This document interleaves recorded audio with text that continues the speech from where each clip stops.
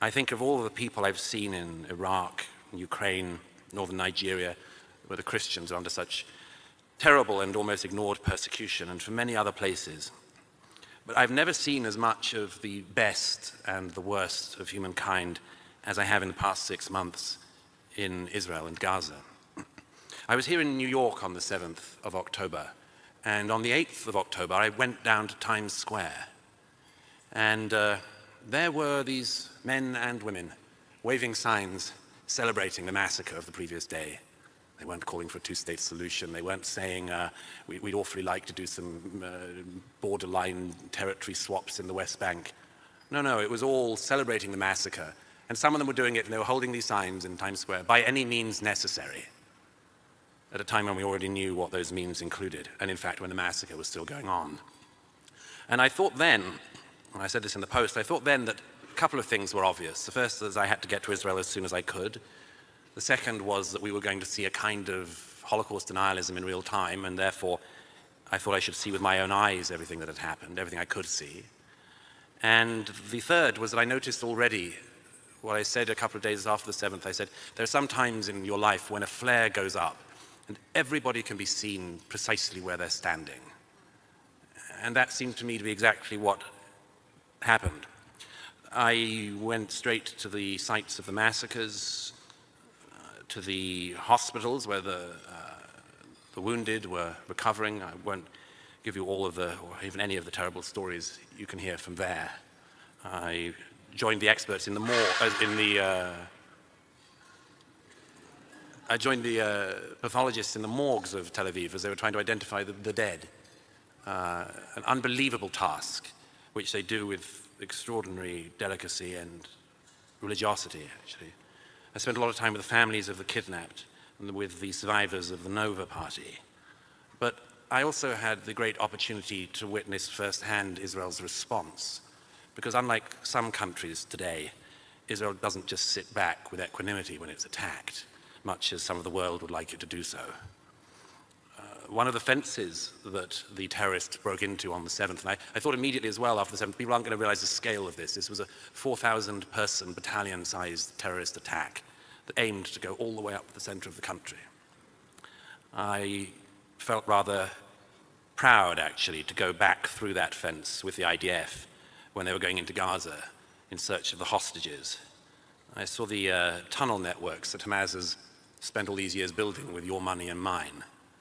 I have a friend from the British Army, Colonel Richard Kemp, and one day we were standing underneath one of the tunnels that Sinwar had built, in which he's videoed going through. This is the mastermind of the 7th. And I said to Richard, who like me is a fan of dark humor, I said, this is about the size and width of the London Underground. And he said, yeah, and I hear it's even longer than the London Underground. I had the opportunity to say, and I think it's rather better run.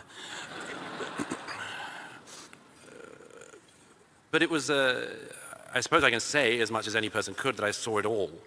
And on the day I left Israel a few days ago, I was the first person allowed in to see the Hamas terrorists who'd committed the atrocities of the 7th in the prison cells in which they're held. I mention all of this really to say, what do I make of all this? I'd like to say the first thing I would like to do is something even more heretical than what Paul Singer did earlier. I'm going to quote scripture. I think often of the line from Deuteronomy, when God says, I've set before you life and death, blessing and cursing, therefore choose life, that you and your descendants might live. And I think also of the psalmist who said, I shall not die, but I shall live. Because when I think of the 7th now, I don't only think of the victims, I think of the extraordinary heroes. And I want to mention them to you above all.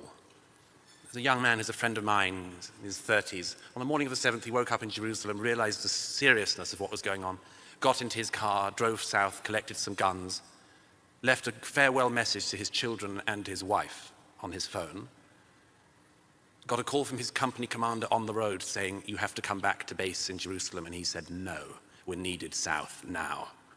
And his battalion commander said, are you defying an order? He said, yes, I'm defying an order. We're needed in the south.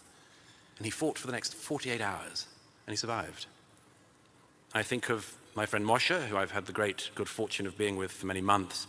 He's now my cameraman, or was from the beginning, and the first day we were together, we donned our battle armor and helmets, and on the Gaza border, and I noted that Moshe had a bullet mark down the top of his helmet, and he hadn't mentioned anything about it. I said, where's that from? And he explained that it was from the 7th. He, every Saturday, would go down to see a friend of his in Kfar Aza, also in the media, and he drove right into the middle of the firefight on the highway. He got out and he fought, and he killed 3 terrorists with his own gun that he carries with him, thank goodness, and he fought for the next 2 days. And he doesn't expect any applause from it or anything like that, just did what he had to do.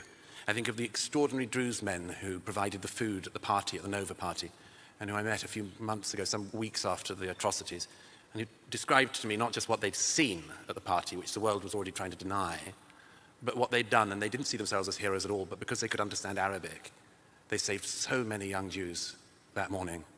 And when I said to them, why, among other things, did you do it? They're proud Israelis, they're Druze. They said the Hamas hate us even more than they hate the Jews. I think of the Muslim doctor who Hamas held as a human shield at one point in the morning, and even after being wounded, saved the lives of other Israelis. I think of the extraordinary people of the United Hatzalah, sort of first responders unit. They all get an alert on their phone, and they all go off and address a car crash. And I spoke to the head of that organization in Jerusalem. He said in 30 years of doing this job, the whole 30 years altogether wasn't like 1 minute that morning. The lights just went off everywhere. And I think of a young woman called Adi Baruch. She was 23, and I was with her family in December in Judea and Samaria. She was a beautiful girl, a photographer, and she decided she had to go and re-enlist after the 7th, and she did. Her parents begged her not to, but she said she had to. And she was killed on her first day by a rocket that landed on her in Sderot. But her parents shared with me the note that she'd left for them in case she didn't make it. And in it she said, among other things, how sorry she was. But she said, I wanted to live life, and now I want you to live it for me. I think, finally, of the extraordinary evening in November last year.